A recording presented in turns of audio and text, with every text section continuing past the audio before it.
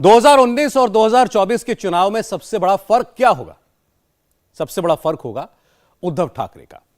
2014 और 2019 में उद्धव बीजेपी के साथ थे, भगवा झंडे के नीचे थे। उद्धव हिंदुत्व के सहारे थे। अब उद्धव के पास ना भगवा झंडा है, ना हिंदुत्व का डंडा ही उनके साथ है। उद्धव अब सेक्युलर पॉलिटिक्स करेंगे, लेकिन क्या कांग्रेस और एनसीपी के साथ रहकर यह करना आसान होगा? उद्धव मुस्लिम वोट के बारे में सोच रहे हैं, मगर मुस्लिम वोट के बारे में सबसे बड़ा प्लान किसी ने अगर बना रखा है। 20 करोड़ मुसलमानों के तलबगार दरअसल कई हैं। मुसलमान खुद किधर हैं, आपको पता चलेगा इस रिपोर्ट से। मोदी और मुसलमान, सबका अपना अपना प्लान। राजस्थान के भरतपुर से हरियाणा के भिवानी चले दो मुसलमान। ओवैसी ने फट से ले लिया हिंदू राष्ट्र का नाम, वीएचपी का नाम, बीजेपी का नाम, नरेंद्र मोदी का नाम, मोहन भागवत का नाम। और ये सिर्फ मुसलमानों को टारगेट कर रहे हैं, गौ रक्षा के नाम पर ये तो बदनाम कर रहे हैं।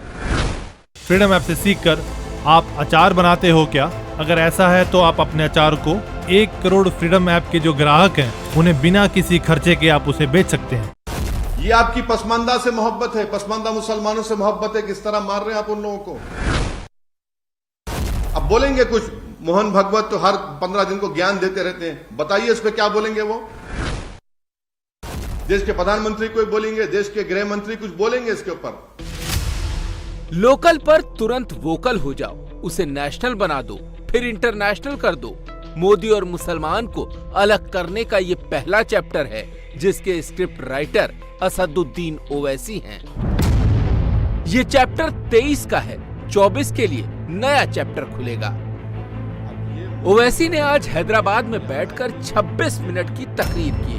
उसमें सांप बिच्छू से लेकर अखलाक और पहलू खान तक सबको घुसा दिया। वो ग्राहम स्टेन्स और दारा सिंह को भी ले आए। जुनैद और नासिर का ये जो मर्डर है, मुझे तो ग्राहम स्टेन्स की याद आती है। और बीजेपी उस वक्त भी बीजेपी सबक हासिल नहीं, कभी भी सबक हासिल नहीं कर रही।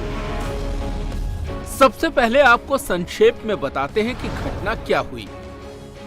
राजस्थान के भरतपुर से जुनैद और नासिर नाम के दो लड़कों को अगवा करने की शिकायत मिली। हरियाणा के भिवानी में जली हुई एक बोलेरो में जुनैद और नासिर दोनों के शव मिले। पीड़ित पक्ष का कहना है कि बजरंग दल के गोरक्षकों ने दोनों लड़कों को अगवा किया और फिर मारने पीटने के बाद उनको मार डाला। दूसरा पक्ष कहता है कि आरोप बेबुनियाद है, क्योंकि वारदात के वक्त वो वहाँ थे ही नहीं। मरे ही नहीं जनाब, इनको गाड़ी के अंदर बंद करके मार दिया गया, जिंदों में आग लगा दी गई। इंसानियत की तमाम हदें पार कर दी इन लोगों ने। हम सरकार से और पुलिस प्रशासन से अपील करते हैं कि हमारे जो दोनों भाई थे, इनको न्याय मिलना चाहिए। जांच अभी बाकी है, इन्वेस्टिगेशन अभी होना है, डीएनए टेस्ट भी अभी बाकी है। लेकिन बैरिस्टर ओवैसी आज खुद ही जज बन गए और जजमेंट सुनाने बैठ गए। ये पूरा ब्रेन वॉश कर दिया गया इन लोगों को आरएसएस की तरफ से। अब बोलेंगे कुछ, मोहन भागवत तो हर 15 दिन को ज्ञान देते रहते हैं, बताइए इस पे क्या बोलेंगे वो? देश के प्रधानमंत्री कोई बोलेंगे, देश के गृह मंत्री कुछ बोलेंगे इसके ऊपर? 2 मासूम लोगों को आपने ले जाकर इन लोगों ने किडनैप करके मार के जला दिया, उनकी जान ले ली।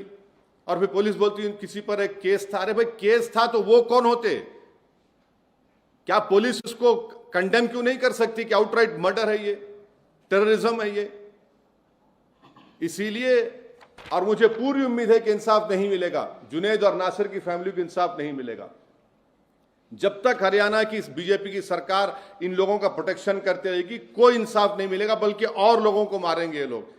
इन लोगों को ताकत इनको बढ़ चुकी है, इन लोगों की हिम्मतें इनकी बढ़ चुकी है। उनको कोई कानून से डर नहीं है उनको, क्योंकि कानून खुद जेल में चला गया है और ये लोग रोड पे फिर रहे हैं। पुलिस इनको कुछ नहीं कर सकती, क्योंकि हरियाणा की बीजेपी की सरकार इनकी सपोर्ट करती है, इनको पैट्रोनाइज करती है। राजस्थान के भरतपुर में पुलिस को अपहरण की शिकायत मिली थी तो तुरंत एक्शन होना चाहिए था। ओवैसी की ये मांग जायज है। हरियाणा में भी पूरी जांच हो, यहाँ तक ओवैसी सही है।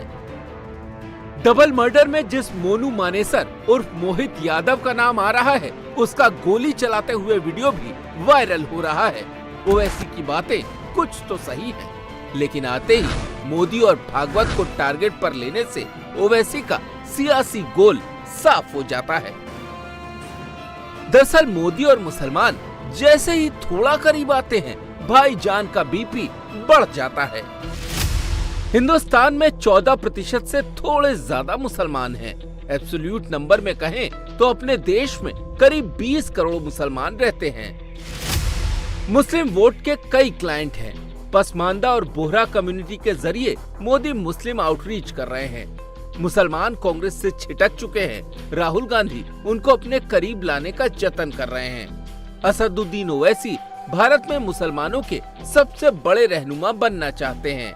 अखिलेश यादव, नीतीश कुमार, ममता बनर्जी, शरद पवार, केसीआर, अलग अलग रीजन, अलग अलग स्टेट्स में ये सारे नेता भी मुस्लिम वोट के तलबगार हैं। पिछले 6 महीने में नरेंद्र मोदी ने मुसलमानों को करीब लाने के जितने प्रयास किए, मुसलमानों का विश्वास जीतने के लिए मोदी ने जितनी कोशिशें की, ओवैसी ने सब में एक साथ मट्ठा डाल दिया।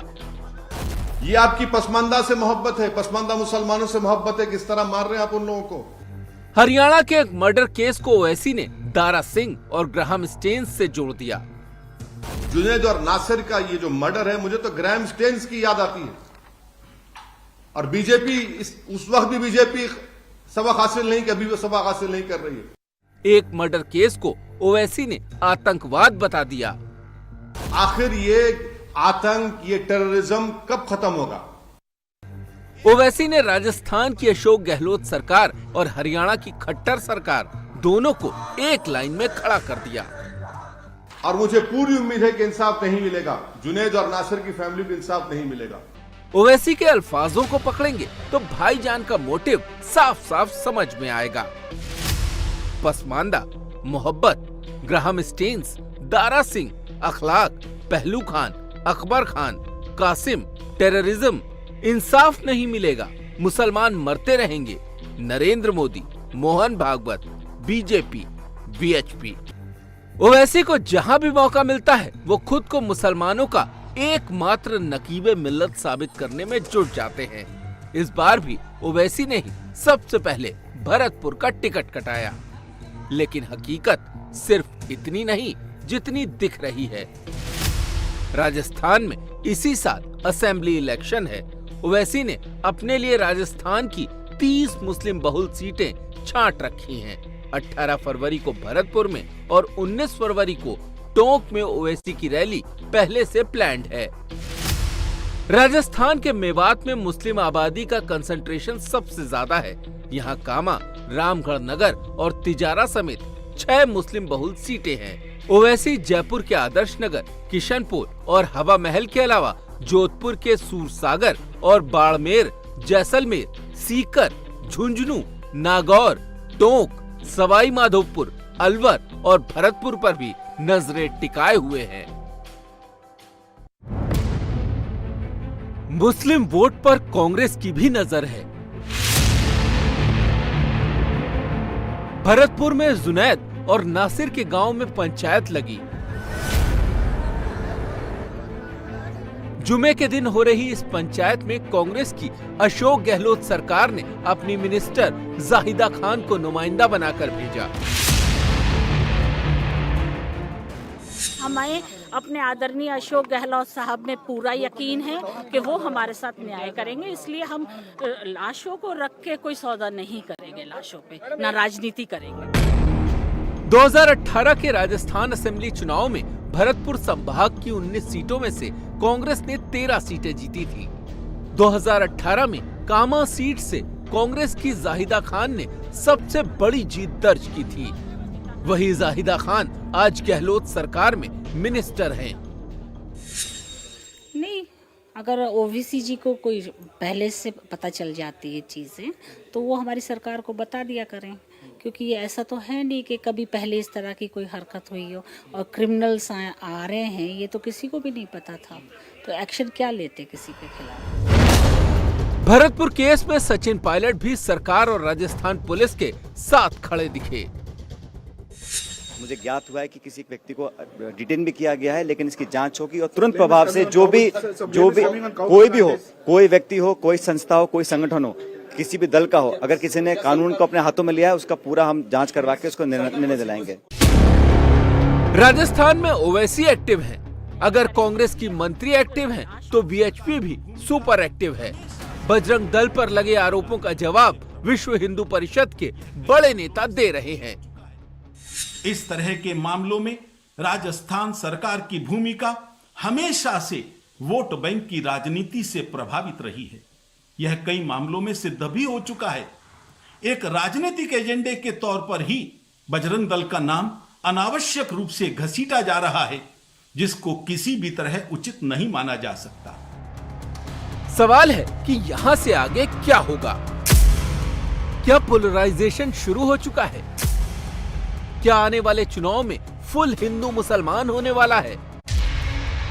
राजस्थान, हरियाणा, महाराष्ट्र, बिहार, झारखंड, यूपी, असम और कर्नाटक, इन सारे राज्यों को देखेंगे तो एक ट्रेंड साफ साफ दिखाई देगा। चुनाव आयोग के ताजा फैसले के बाद उद्धव ठाकरे के पास सिवाय मुसलमानों के कुछ नहीं बचा। पार्टी का नाम शिवसेना एकनाथ शिंदे को मिल गया। तीर धनुष का निशान भी चुनाव आयोग ने शिंदे को दे दिया।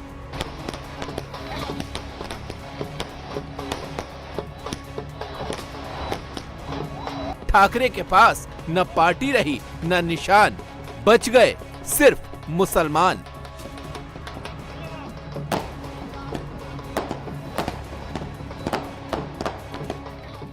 अब ओरिजिनल शिवसेना ये एकनाथ शिंदे जी की शिवसेना बनी है। मैं एकनाथ शिंदे जी का बहुत बहुत अभिनंदन करता हूं। हम लोग पहले दिन से इस बारे में कॉन्फिडेंट थे, क्योंकि इलेक्शन कमीशन के अलग अलग पार्टियों के बारे में इसके पहले के अगर आप निर्णय देखेंगे तो इसी प्रकार के निर्णय उन्होंने दिए हैं। इसलिए मुझे ऐसा लगता है कि हमें जो विश्वास था, आज उस विश्वास को पूरे तरीके से बल मिला है और असली शिवसेना, बाला साहब के विचारों पर चलने वाली शिवसेना, ये एकनाथ शिंदे जी की ही है। धर्मवीर अनंत दिघे जी, इनके विचारों का विजय है। और मेरे साथ मैंने जो भूमिका ली, उसके साथ जो 50 विधायक और 13 सांसद, हजारों लाखों कार्यकर्ता, पदाधिकारी, शिव सैनिक, ये इनका विजय है। और इसलिए मैं चुनाव आयोग को धन्यवाद देता हूं। महाराष्ट्र और असम के बीच भगवान शंकर के छठे ज्योतिर्लिंग पर घमासान मचा है। असम सरकार ने भीमा शंकर ज्योतिर्लिंग अपने यहाँ होने का दावा किया तो महाराष्ट्र में सबसे तीखा रिएक्शन शरद पवार की पार्टी एनसीपी की ओर से आया। महाराष्ट्र में सबसे ज्यादा पवार पर ही मुस्लिम तुष्टीकरण के आरोप लगते हैं। उन्हीं की पार्टी अब हिंदू वोट के लिए भीमा शंकर के ज्योतिर्लिंग पर लड़ रही है।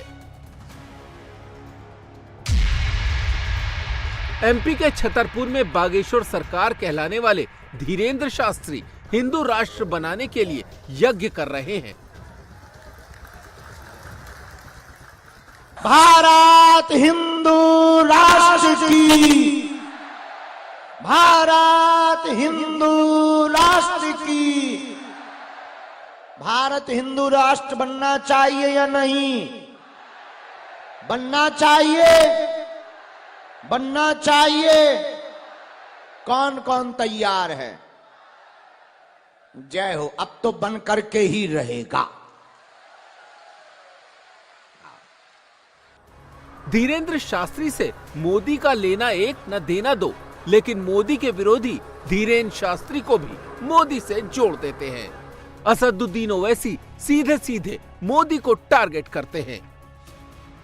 ओवैसी को मालूम है कि वीएचपी को हिट करेंगे तो भी मोदी पर ही निशाना लगेगा, आरएसएस को हिट करेंगे तो भी मोदी को चोट लगेगी। यहाँ तक कि वो बागेश्वर वाले बाबा के बहाने भी मोदी पर अटैक करते हैं। ओवैसी का यही फॉर्मूला आज बिहार के मुख्यमंत्री नीतीश कुमार ने अपनाया।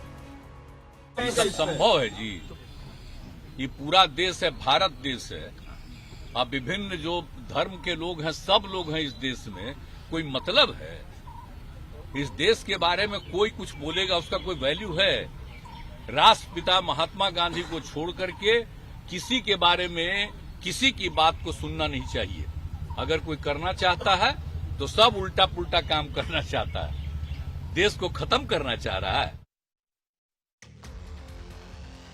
नीतीश कुमार ने बागेश्वर वाले बाबा के बहाने हिंदू राष्ट्र की मांग को खारिज करने वाली बात क्यों की? सिंपल रीजन यही है कि बिहार में 17% एक मुश्त मुसलमान वोट है, जिस पर 2024 के लिए नीतीश की नजर है।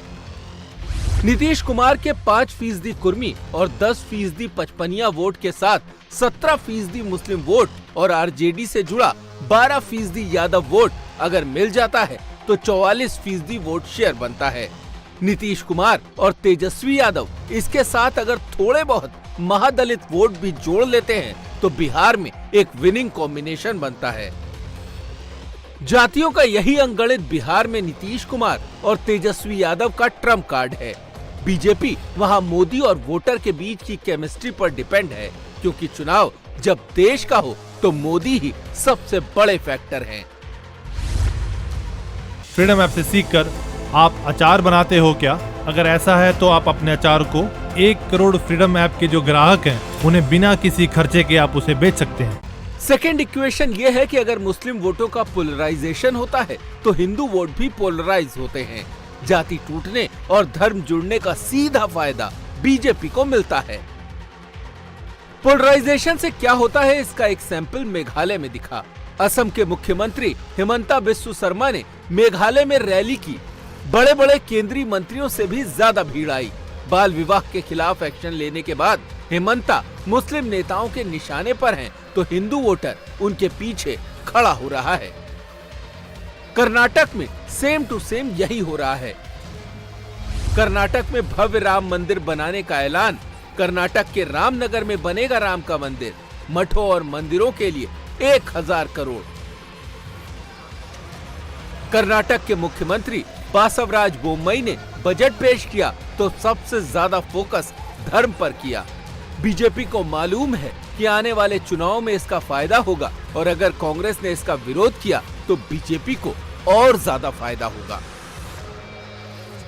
इंडिया टीवी हर वक्त हर जगह डाउनलोड करने के लिए सर्च करें India TV news Google play store या ऐप स्टोर पर।